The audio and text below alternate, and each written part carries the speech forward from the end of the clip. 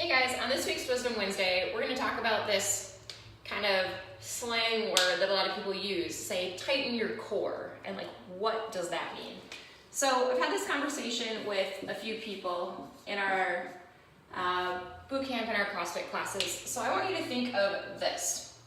Yes, this is a Zevia energy drink. Stevia, we can talk about that hot topic on a different day, but when you think core, you want to think something like a can or a cylinder. You have the top, the sides that wrap, and a bottom. And so we're going to talk about what muscles actually pertain to our core and why they're important. So the top is your diaphragm, and this is what helps you breathe. So if you're thinking about a 1-rep max back squat or a heavy lift, the reason why you have to take your breath, set your core, is because you want that diaphragm to be steady on the top. And if you don't regularly practice breathing exercises, you're forgetting to train a very crucial part of your body. So your diaphragm is a muscle that you need to strengthen just like your glutes or your biceps or anything else. So breathing exercises might be something you want to incorporate into your training. The bottom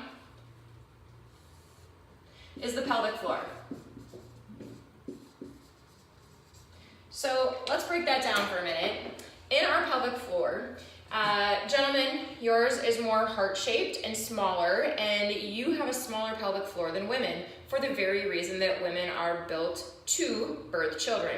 And so females are much bigger, and so their pelvic floor is a lot larger. Now, the cons of that, women, is yes, you can have children, but if, first of all, we start with a -1 because our pelvic floor is already bigger than males, so we have a harder time with core activation. So if you struggle with that, know that that's perfectly fine because you're a female, but you can get there. Secondly, if you've had a child, your pelvic floor has spread out.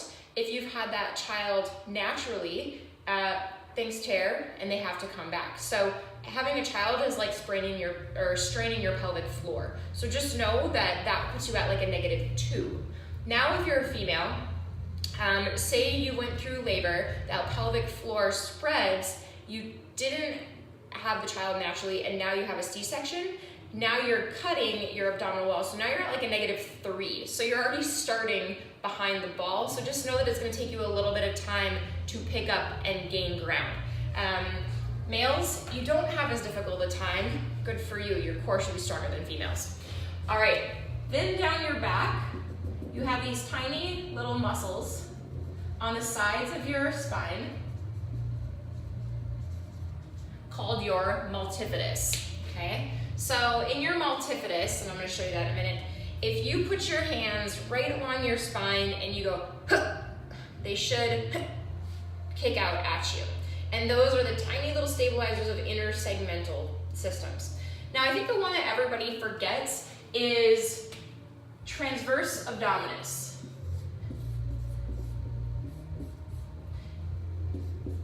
And those are ab muscles that wrap around your body. Your core, ladies and gentlemen, is not your six-pack. It is what's inside the six-pack. The six-pack is a totally different topic. We're talking about our inner core. So for a lot of people, and there are research studies that show this, that teach pull your belly button to your spine, is one way to activate some of your core muscles. But feel your thumbs because they don't do anything. Now I want you to breathe out like you're gonna, what's called core bracing. So you brace your core, and my thumbs go out. That automatically activates pelvic floor, diaphragm, transverse abdominus, and multifidi. And there were some brave people that allowed researchers to stick needles in their body for an EMG study to measure force.